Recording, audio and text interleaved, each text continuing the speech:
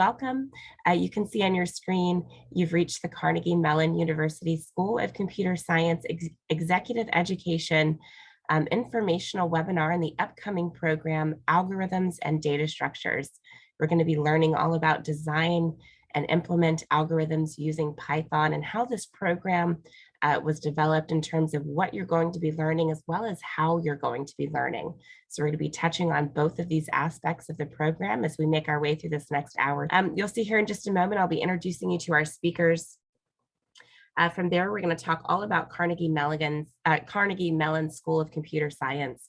So we want to set the stage for you and give you a little bit of context about this community that you're joining here in the program.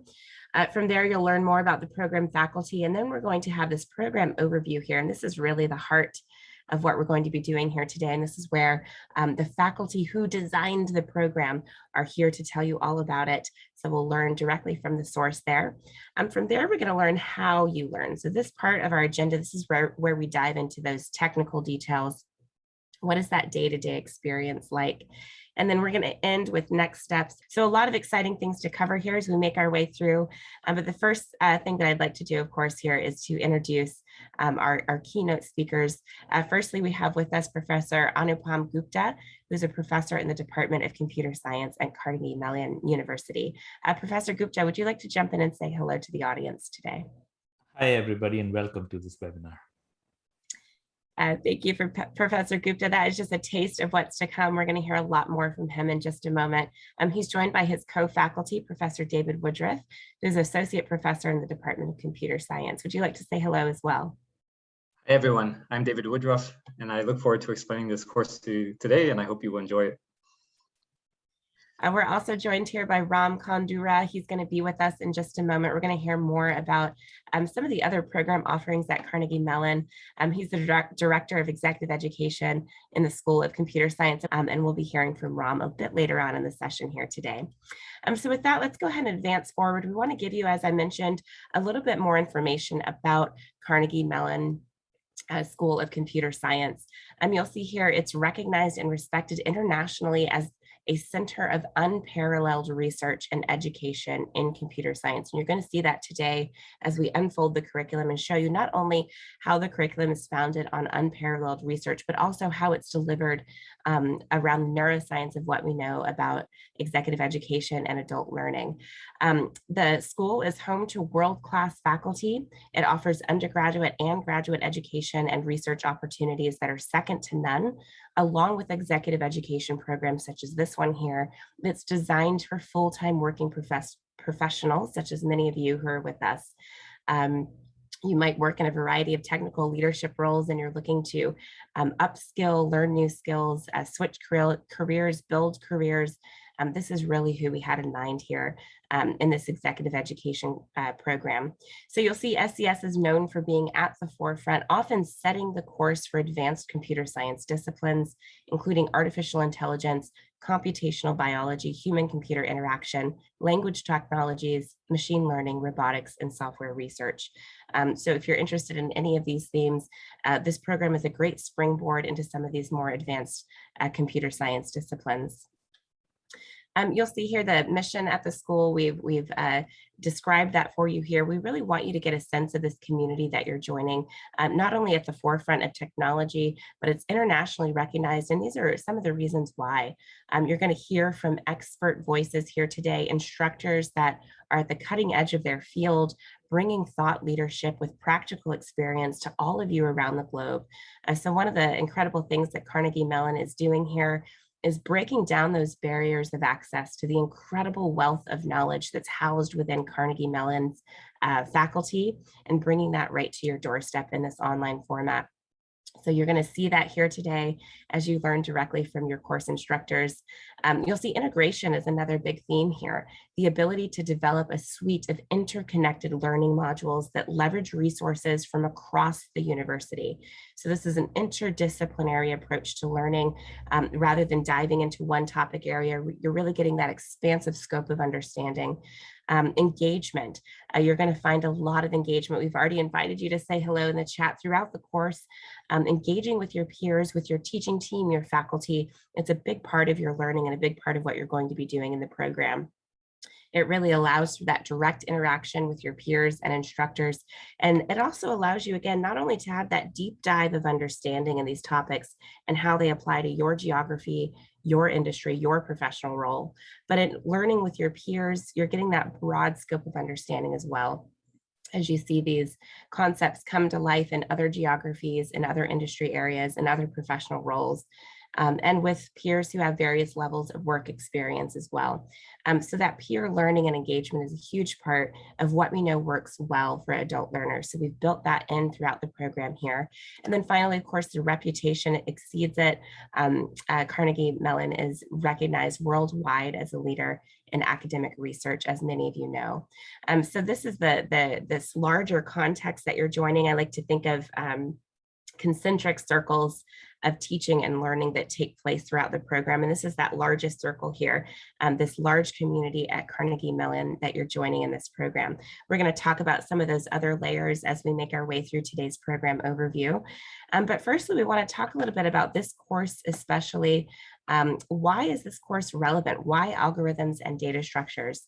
Design and implement algorithms using Python. You'll see the number of technical professionals who list algorithms and data structures in their skills is increasing by 25% year over year. So this is becoming more and more of the focus of what employers are looking for. Understanding the principles behind algorithm design and the underlying data structures is vital to any software engineer or technology professional skill set in order to solve workplace problems quickly and efficiently. And that's what this course is aimed to help you to do, to be able to better target the data structures in order to make better business decisions.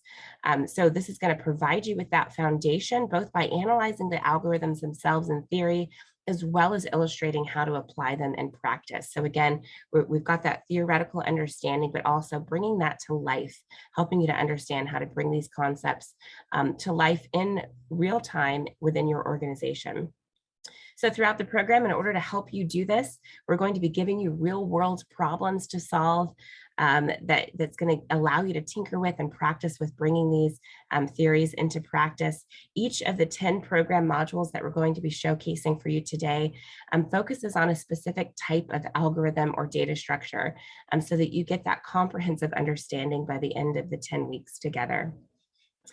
So that's what this program will allow you to do, and that's some of the relevancy here in the program. We're going to come back to some of the slides here. We have Ram Kandura here with us, and he's going to talk about some of the current upcoming courses in the program. So we're going to hear from him a little bit later in the session. There's also some corporate and corporate customer offerings, discounts for those of you coming in through your organization. So with that, I'm going to introduce our program faculty more fully. You already heard Professor Gupta at the beginning say hello. Here's a little bit more information about his background, his research and industry background. You'll see he's taught algorithms at CMU since the spring of 2021, or in the spring. He's a recipient of the 2019 Herbert Simon Award for Teaching Excellence in Computer Science. So again, not only a world-renowned thought leadership in the area of expertise here, but also a superb teacher. So we're bringing to light these concepts in a way that's going to allow you to absorb them and bring them into your own organization. His research interests include theoretical computer science with an emphasis on algorithms for uncertain environments and metric embeddings. You'll see a fellowship award here that he received, a career award, as well as the Alfred P. Sloan Research Fellowship. He's a member of the Joint Indio-US Networked Center for Algorithms Under Uncertainty, and he's published more than 160 papers. He holds a PhD in computer science from the University of California, Berkeley, and a BTech from Indian Institute of Technology in Kanpur.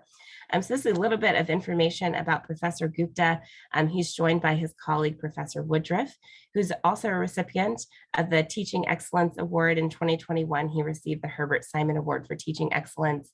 He's also taught algorithm programs since joining CMU in 2017. He's been a member of the visiting faculty program at Google's Mountain View Research Division, research scientist at the IBM Almaden Research Principles and Methodologies Group, as well as a visiting scholar at the Tsinghua University Institute for Theoretical Computer Science. He's the author of the book Sketching as a Tool for Numerical Linear Algebra, as well as more than 200 articles that he's published here. He has a PhD in computer science from MIT. So these are the biographical details on the course faculty who have designed this program, and they're here to tell you all about it in the next section of our presentation, the program overview. And with that, I warmly invite into the spotlight our two keynote faculty presenters. Thank you both for being here. Over to you for more. Thanks, Marie. Thank you, Marie. Hi, everyone. So let me start with a program overview and then get into the specifics of the modules. In this course, software engineers and developers, as well as early career technology graduates and other IT professionals, can receive a hands-on understanding of algorithms and data structures. In particular, over the course of 10 weeks, you will learn to explain the key concepts related to algorithms and data structures, as well as model computational problems and design algorithms.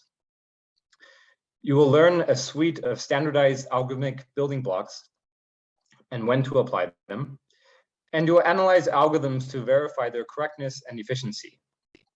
You will also explore real-world applications of algorithms and data structures and get practice implementing algorithms using Python.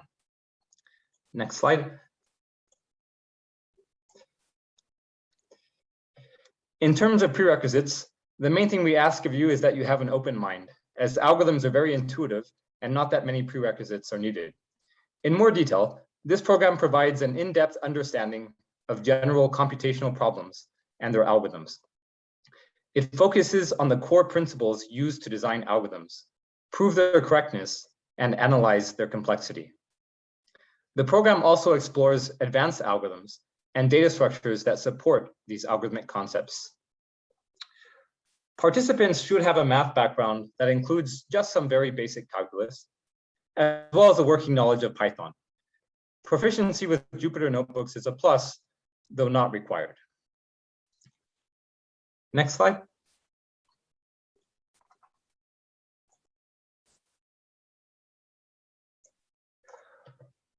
Okay, so now we are ready to discuss the 10 modules.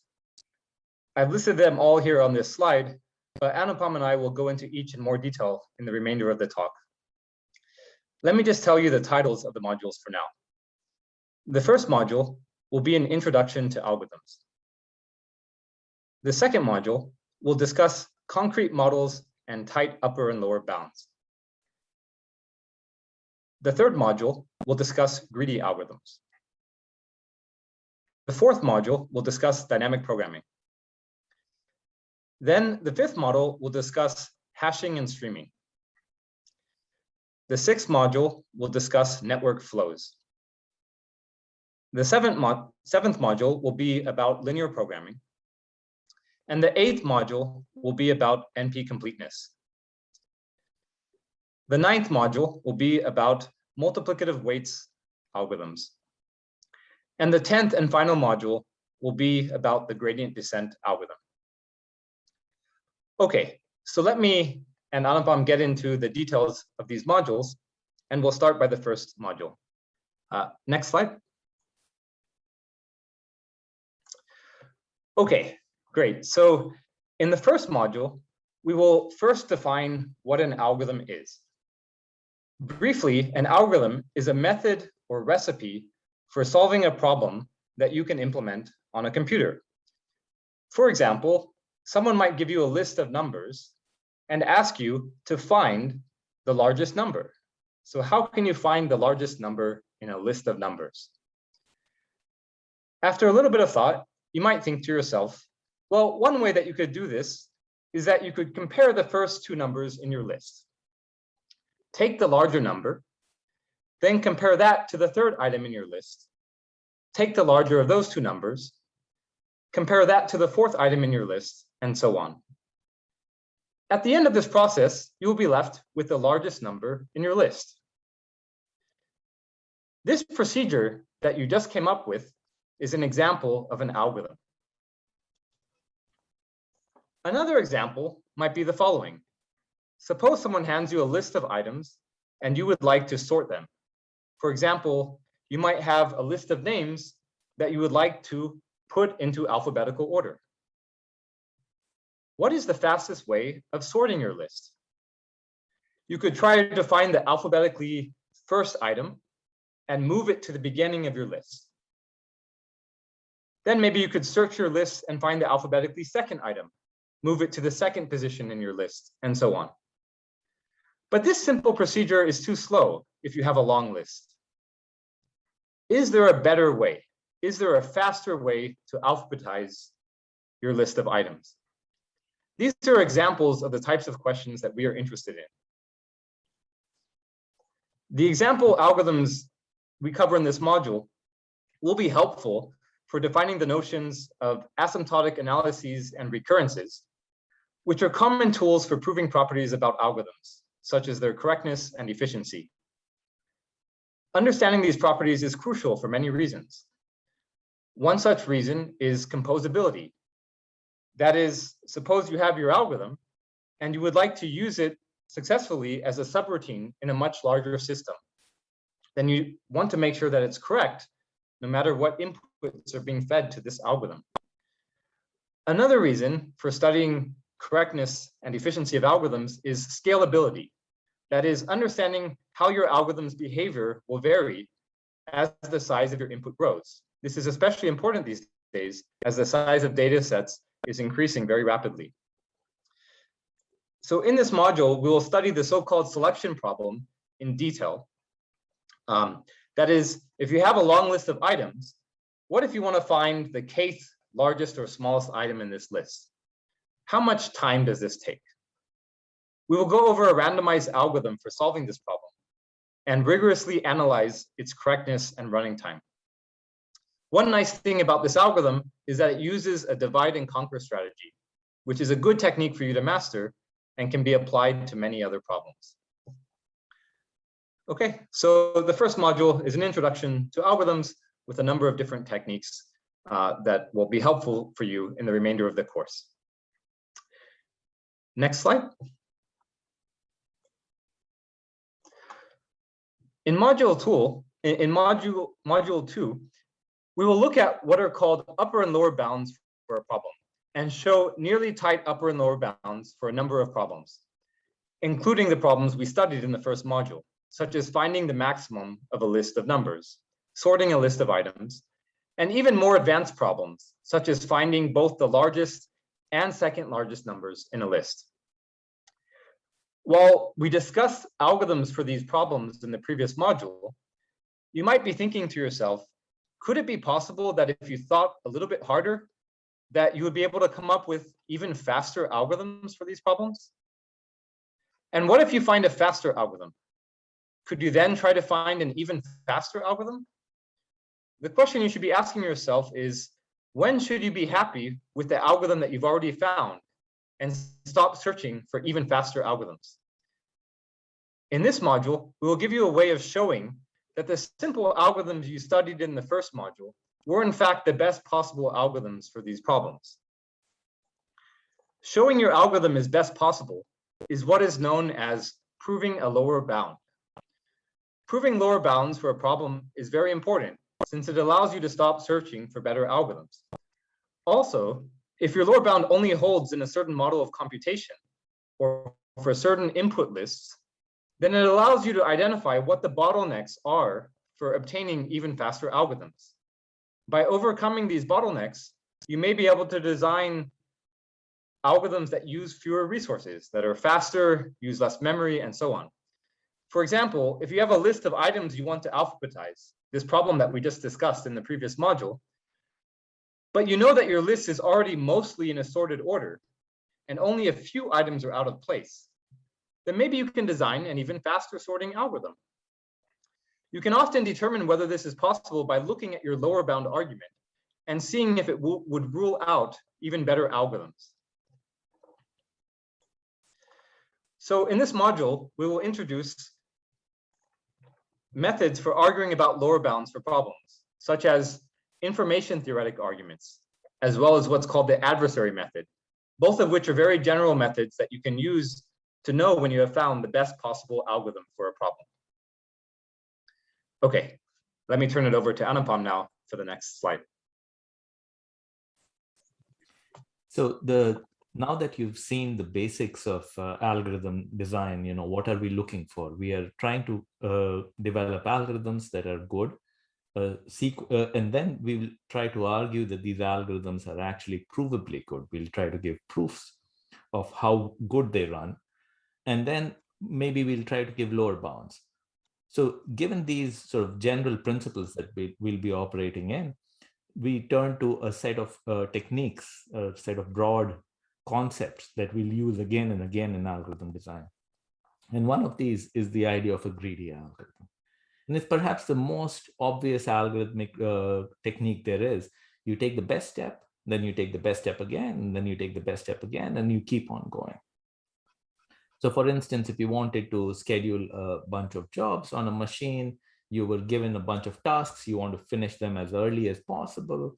You might take the smallest job first and put it on the machine, and then take the next smallest job, put it on the machine, and try to finish jobs as early as possible. Is this the right technique to do?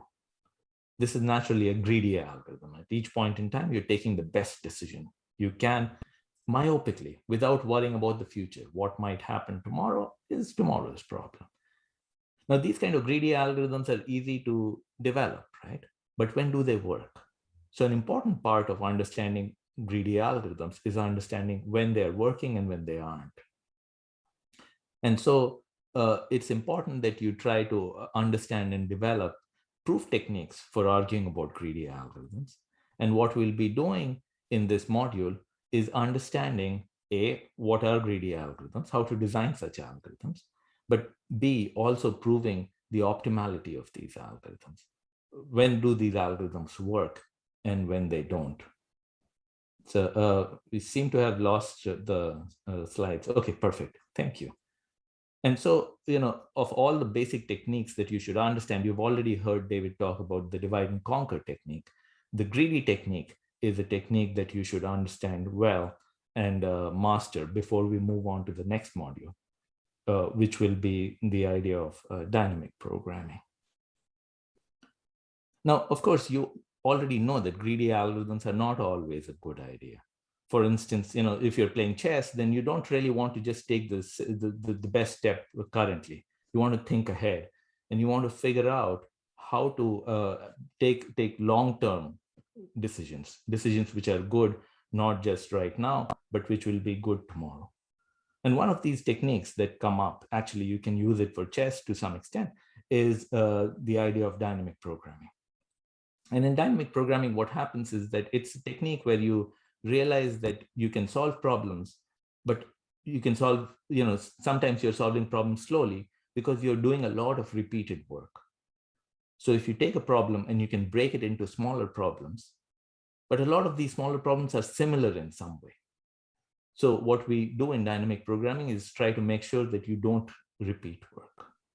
And here we'll be talking about the ideas of recursive algorithms, and then doing a smarter version of recursion, where you avoid repeated work again and again. And dynamic programming, it sounds like a very simple concept, but this is used in so many different applications, in string matching, in language recognition, in fact, in backpropagation, in deep learning, and various other applications. You tend to use dynamic programming under the hood. So what we'll do in this module is introduce the concepts of dynamic programming and tell you two different ways of looking at it. Sometimes one might be better, sometimes the other might be better. So we are also teaching you this important problem-solving technique of viewing a problem in different ways. And so here we'll talk about this bottom-up and top-down approaches. The details don't matter for now. You'll see this in module 4. So these are two important techniques which sometimes go kind of hand in hand. There's greedy techniques and there's dynamic programming techniques. And these are techniques that you'll master before you move on to the next module, which David will tell you about. Okay, so in this module, we will discuss data structures, which are ways of organizing your data so that you can quickly perform operations on it. For example, suppose I have a long list of employee IDs or identifiers, which might each be a number. and I want to quickly look up an employee ID to see if that employee is, say, still an active employee. Now, it would be too slow to walk through my entire list of employees each time I want to look up an individual employee ID. Alternatively, I could first sort the list of all of my employee IDs. And then when I have a query to a particular employee ID, I could start by checking the middle item in this sorted list. And if it is larger than the employee ID that I am querying, then I could safely check if my query ID is in the left half of this list.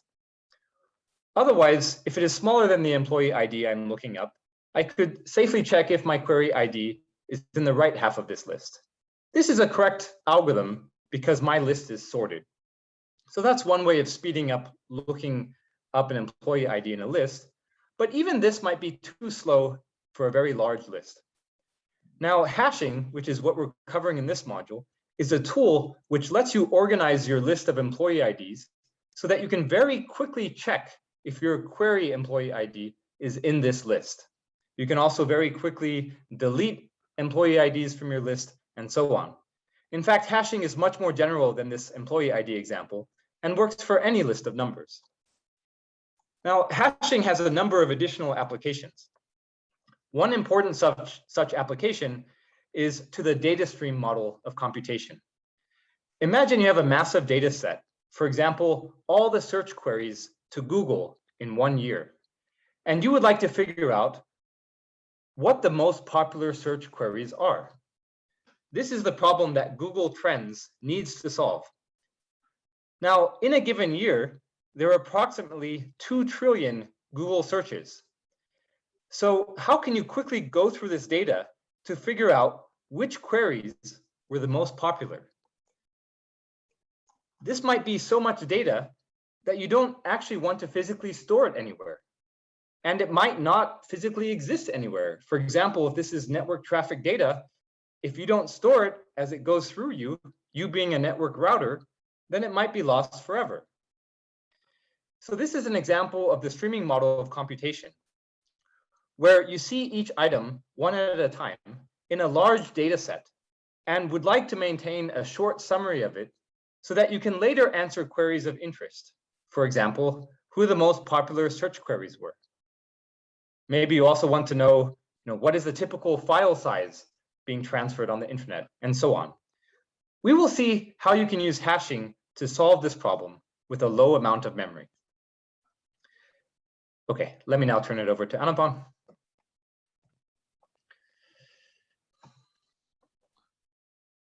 So the next module is going to talk about another algorithm design technique called network flows. And this is a very sort of interesting problem. If I give you a network, a flow network in a graph, a flow network, and you want to push fluid through this network, what's the maximum rate of flow that you can achieve in this network? This sounds like a problem in fluid dynamics. Why are we studying this in algorithms? But the point is that this abstraction of network flows can allow you to solve various kinds of problems. It's like, oh, I have a set of machines, I have a set of workers, and I have a set of tasks. And not all workers can do all the tasks. How can I assign my workers so that I do the maximum number of tasks? Let's say that each worker can do only one task. Now, this sounds completely different. This doesn't sound like anything to do with fluid in a network, but it'll turn out that you'll be able to solve problems like this, or problems of transshipment on roads, or various kinds of other scheduling problems using this abstraction of network flows. So what we'll do in this module is we'll explain what a network flow is, how to find network flows, how to find the maximum amount of flow you can achieve in this network, and then how to actually solve other problems that you might care about. Most of you probably don't care about pushing flows through a network, but how to actually solve problems that you are excited about using this network flow abstraction. So it's like we are giving you a vocabulary, a set of techniques that you can use to solve richer and richer problems. And in fact, this will lead very naturally to the next problem sets that David will be talking about in the next module. Okay, in the next module, we will study linear programming, which is a powerful algorithmic technique arising in diverse fields such as operations research. Here's an example problem. Suppose you would like to manufacture cars and have a bunch of factories to do this. You would like to maximize the number of cars that you produce across all of the factories. But each factory has some constraints. For example, maybe the first factory requires a certain amount of labor and a certain amount of material to produce a single car.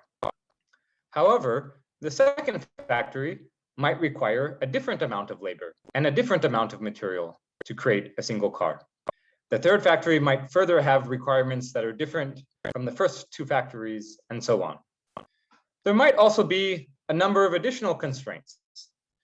For example, maybe one factory requires producing at least some number of cars, or at most some amount of pollution. Now, if you have some total amount of labor and material at your disposal across all of the factories, what is the maximum number of cars that you can produce subject to the constraints on each of the factories? This is the type of resource allocation problem you can formulate as a linear program, and you can use fast algorithms for linear programming to solve them, to solve such problems. It turns out that linear programming is very powerful, and as Anupam mentioned, can also be used to solve problems you learned about in earlier modules, such as the maximum flow problem that Anupam mentioned, as well as variants of it, such as the minimum cost maximum flow problem. Now, in this module, you will primarily get practice at formulating real-world problems as linear programs. You will also see how every linear program can be written in the same so-called canonical form, which is useful for analyzing linear programs and is often a required form for feeding your linear program into a linear programming software package. In this module, we will also discuss the geometry underlying linear programming, including what is called convexity. Now, convexity is the central reason why linear programming algorithms have very efficient algorithms. And Anupam will talk maybe more about convexity in the gradient descent module later. We will then use these geometric properties to describe algorithms for solving linear programming, such as the famous simplex algorithm that you can use in your real-life problems. We will go over how the simplex algorithm works on a number of example linear programs. Okay, next slide. So you've been getting all these techniques, these richer and richer techniques to solve more and more complicated problems. And you might be wondering, what kind of problems can't I solve? Maybe I can solve all the problems that are out there. But it turns out that there are some problems which we believe that we cannot solve efficiently. So these are known as a class of problems called NP-complete problems. And what happens is that we don't know for sure that we can't solve these problems efficiently, but we believe that we can't solve these efficiently. What's the basis for our belief? That there are many, many problems. So here is a problem. You are given a collection of cities, and you want to figure out the shortest tour that visits all these cities. Or here is another problem. You are given a graph, and you want to color this graph using 3 colors. Or here is another problem. You are given a bag, a knapsack, and you have a bunch of items that you want to put inside this knapsack. Each item has some value, and you want to maximize the value you can, subject to all these items fitting into this knapsack. How do you optimize for all these problems? And it turns out that all these problems appear to be difficult, that we do not have efficient algorithms for them. And so around this, a theory has developed, and this is the theory of NP-completeness. And you should understand the limitations. Just like in module 2, we talked about lower bounds for algorithms. For optimization problems, there is this notion of NP completeness and this idea of a difficult, a hard problem. And that's what we'll discuss in module 8. We'll discuss, well, how do you prove that a problem is NP complete? How do you identify that a problem is NP complete? And then there is also the flip side to this, which is that once you understand that a problem is NP complete, what do? You can't just throw up your hands and say, sorry, I can't do anything. Very often we come up with this idea of an approximation algorithm, an algorithm that is provably good up to a certain point. That, I can't find the shortest tour, but I can find a tour which is maybe 10% more than the shortest tour. This idea of an approximation algorithm will be also something we'll discuss in this module on NP completeness. And I'll turn it over to David for the next module on multiplicative weight algorithms. Okay, yeah, thanks, Anupam. In this module, we will study the experts problem. Now, suppose you would like to invest your money in the stock market. The stock market can be a very confusing place with many different so-called experts making predictions whether or not a stock will go up or down. Who should you listen to? Maybe you could try to keep track which expert makes good predictions on most days, and then follow that expert. But what if that expert suddenly starts being wrong all the time? Would it make sense to start following another expert's advice? Or maybe the best thing to do is not to follow any single expert's advice, but to instead follow the majority opinion of some subset of experts that you trust. How can you formally argue how well your prediction will be if you do this? We will see in this module a weighting scheme for solving this problem, where we will assign a weight to each expert, and we will reduce the weight of an expert whenever it makes an incorrect prediction on a day. Then, instead of taking a simple majority opinion, we will show how if we take a weighted majority opinion, we can guarantee that we do not do much worse than the best expert does. This algorithm that I just described is what is formally known as the multiplicative weights algorithm, which not only can be used to solve the above stock prediction problem that I described, but can be used to solve many other problems in prediction, as well as learning and optimization. We will show how using the multiplicative weights algorithm, you can guarantee that you do not make many more mistakes than the best expert made in hindsight. Okay, that is, even if you don't know who the best expert is in advance, and in fact know nothing about these experts, you can still do almost as well as the best expert did in predicting stocks in hindsight. We will also see how to use the multiplicative weights algorithm for problems in machine learning, such as what is called adaptive boosting. One such application is to classify objects with a very high success rate by taking a bunch of predictors with a possibly much smaller success rate at classification and combining them in a certain way and using the output of the combined predictor to do better. Now, in this application, we assign weights to the input examples and adjust our weights to pay more attention to examples that have not been properly classified so far. So this is another instance of a weighting scheme that is very useful in machine learning. And with that, let me turn it over to Anupam for the last module. So now that you've heard about multiplicative weights, you've heard about linear programming, something that really brings it all together is this algorithm called gradient descent. And this is a classic algorithm. It's an algorithm going back to the 1850s. And it talks about this simple idea that if you have a convex function and you want to find the bottom of it, you want to minimize the convex function, what you should do is you should walk downhill. And what's a convex function, or what does walking downhill mean? How do I guarantee, how do I show to you that in fact you do end up at the bottom of the convex function? That's the idea of gradient descent. And in fact, you might say, well, when do I face a convex function? Why should I want to find the minimum of a convex function? Now, it turns out that there are a lot of applications, a lot of problems, including linear programming that we talked about earlier. Multiplicative weights on the previous module is one example of this, though we won't have enough time to talk about it. But all these are special cases of this idea of gradient descent. And it's a powerful technique that's being used all over in optimization in machine learning applications today. And it's important that you understand this. It's fun, it's powerful, it's something that has wide-reaching applications. So we'll talk about gradient descent. We'll give you the basics behind gradient descent, the idea of convexity, the idea of a gradient, and the algorithm itself. And then we'll see how to solve some standard problems, like fit, given a bunch of points, how do you fit a line through this? How do you find the best fit line through this?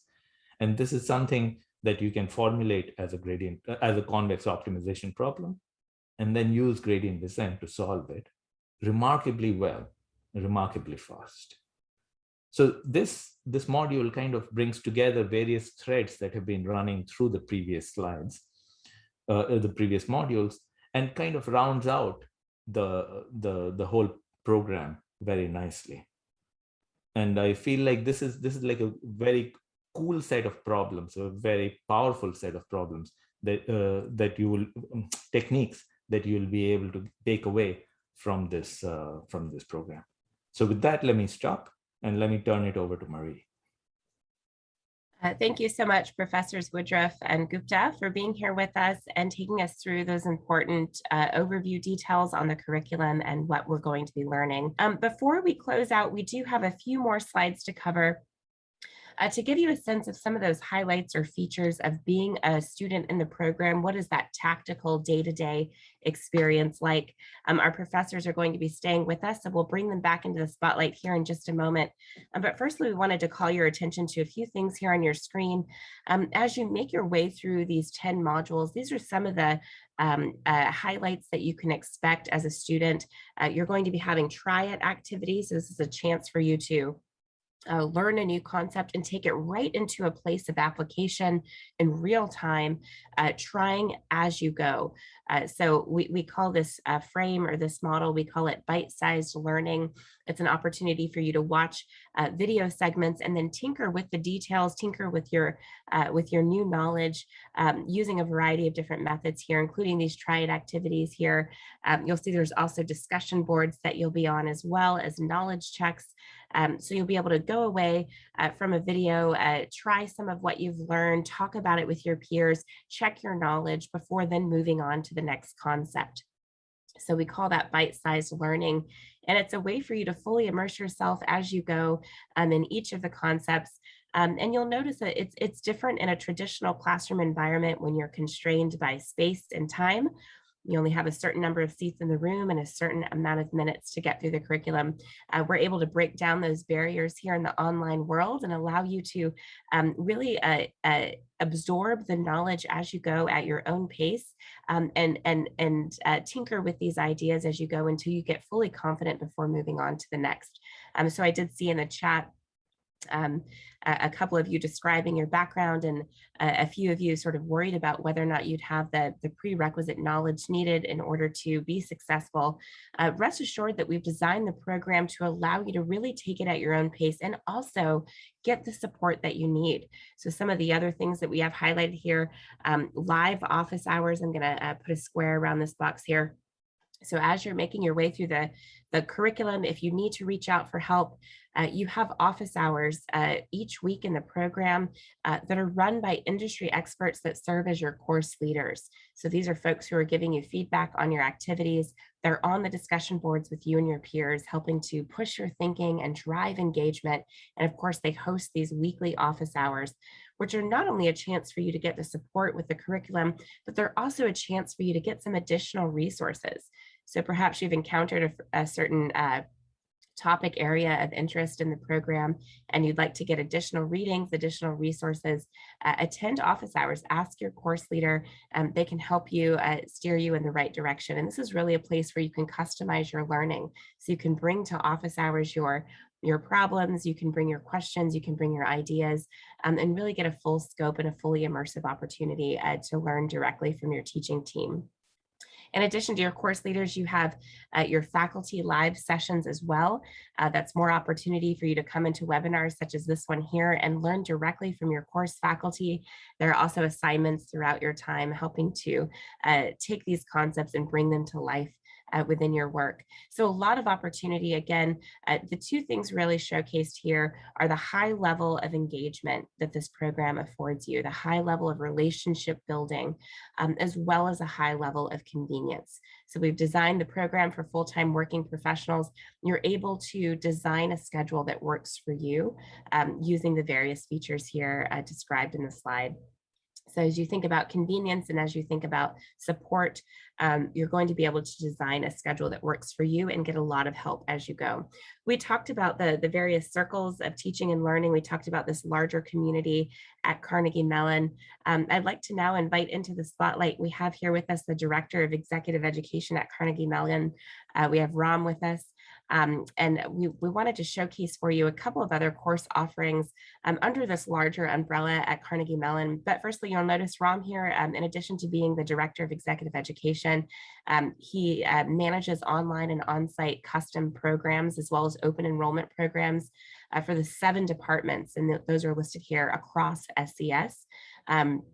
His focus is on expanding global access to SES world-renowned faculty and their expert knowledge through the computer science and artificial intelligence. So Ram, I'd like to invite you in, if you don't mind. Maybe you can speak a little bit about your role and a little bit about Carnegie Mellon and this larger community that participants will be joining. Thank you, Marie. Good morning and good evening, everyone.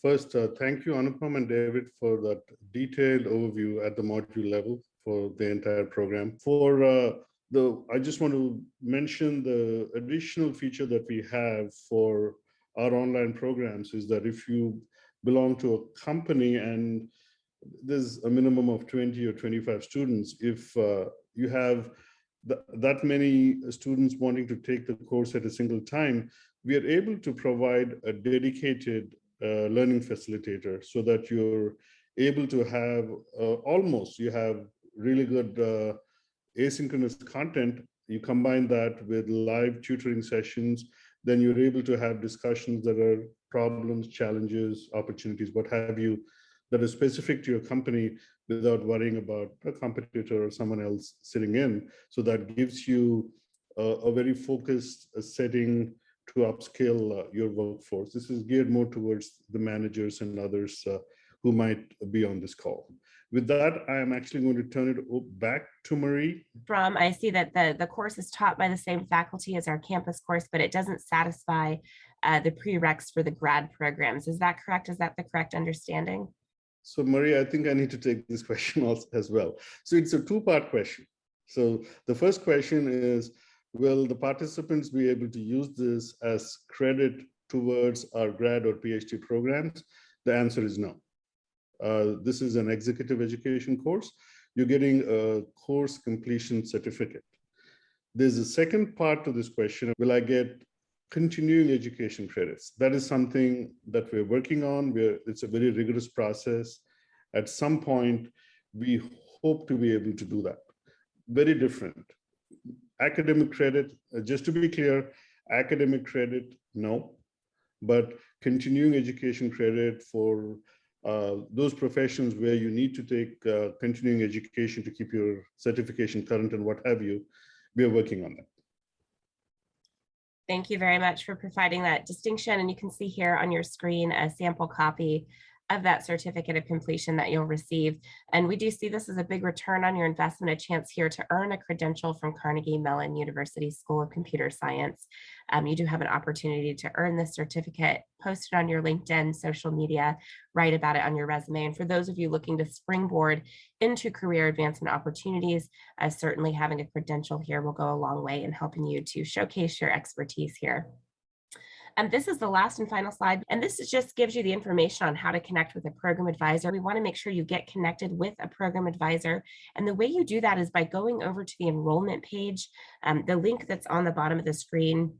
You're not able to click on that right now. We're in presentation mode. But if you open up your chat box, you'll see the link in the chat box that you can click on. That will take you over to our enrollment page where you can put in your contact details. your name, email address, and phone number. And as soon as you submit those, the very next thing that will happen is Rinkesh or Queenie will pick up the phone and give you a call, get connected, and you will then have a one-on-one advisor to work with between now and September 29th when the program begins to ensure that you have everything you need as you prepare to begin the program. So go ahead and click on the link in the chat. There's also an email address. If you're not quite ready to put your contact details into the enrollment form, you can simply send an email. It's there in the chat as well. That's cmuscs@emeritus.org. Let us know you need an advisor, and Rinkesh or Queenie will reach out to you. They are the course foremost experts on all of the logistics. So questions about the number of hours over the 10 modules, they'll be able to help you detail out those hours a little bit further.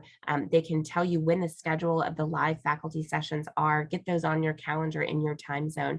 So be sure to get connected there. You might be wondering, how do I earn that certificate of completion? They can walk you through the evaluative criteria for the program. And then finally, of course, all of the registration and enrollment questions. Are there flexible payment options or special group enrollment pricing? They can walk you through those details as well. So definitely get connected with an advisor on anything related to the program logistics, policy, or registration. I'm wondering if Professors Gupta, Woodruff, if you can address what level of Python, what level of prerequisite knowledge is needed, and how much support does the program offer for those who might need to catch up or get up to speed? I know you've addressed this before, but if you could one final time talk about the level of preparedness that students need to have prior to entering the program. Yeah, I can go, or Anupam. Yeah, so we don't assume background in data structures and algorithms. So in the very first module, we go over basics of algorithms, things like asymptotic notation, recurrences, and we really try to just take the concepts that we need from the prereqs. There are a few concepts we need, and we cover them directly in the modules. So as far as having taken a course in data structures and algorithms, you don't need to have taken one. Is Python a hard prerequisite for this course, or are you able to, knowledge of object-oriented programming languages be sufficient? Right, and it's my understanding that if you, for the auto-graded assignments, Python is indeed required. The fact that you already know Java or some other object-oriented language is already giving you a leg up, and you might as well, I feel like, just learn the basics of Python. We don't require any much sophistication at all, but being able to learn it right now, Python is so widely used, it's like money in the bank.